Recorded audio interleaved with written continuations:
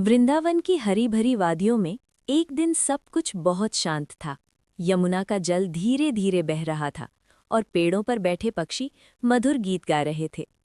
उसी समय श्री कृष्ण अपनी मधुर बांसुरी बजा रहे थे। उनकी बांसुरी की धुन इतनी मनमोहक थी कि पूरे वृंदावन में प्रेम और आनंद फैल गया।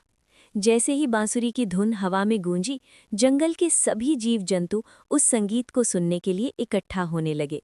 गायें, हिरन, पक्षी और यहाँ तक कि मोर भी उस धुन में खो गए। उसी समय एक सुंदर मोर वहां आया। वो कृष्ण की बांसुरी सुनकर इतना आनंदित हुआ कि वो नाचने लगा।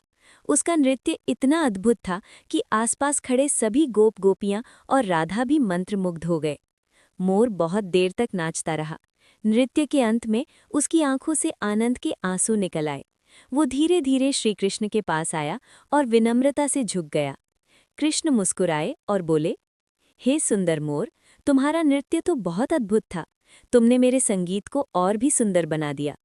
मोर ने अपने पंखों में से एक सबसे सुंदर पंख कृष्ण के चरणों में अर्पित कर दिया। ये उसका प्रेम और भक्ति का प्रतीक था। श्री कृष्ण ने उस पंख को उठाया और अपने मुकुट में लगा लिया।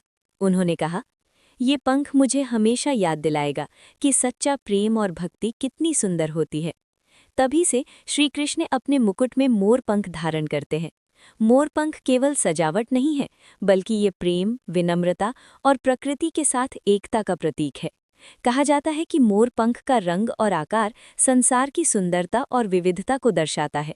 जब भी लोग श्री कृष्ण को मोर पंख के साथ देखते हैं, तो उन्हें ये संदेश मिलता है कि भगवान को अहंकार नहीं, बल्कि प्रेम और भक्ति प्रिय है। इसी कारण आज भी जब हम श्री कृष्ण की मूर्ति या चित्र देखते हैं, तो उनके मुकुट में चमकता हुआ मोरपंख हमें प्रेम, संगीत और भक्ति की याद दिलाता है। इसीलिए मन ही मन श्री कृष्ण का ध्यान करके इस कथा को सभी के साथ साझा करें। राधे राधे।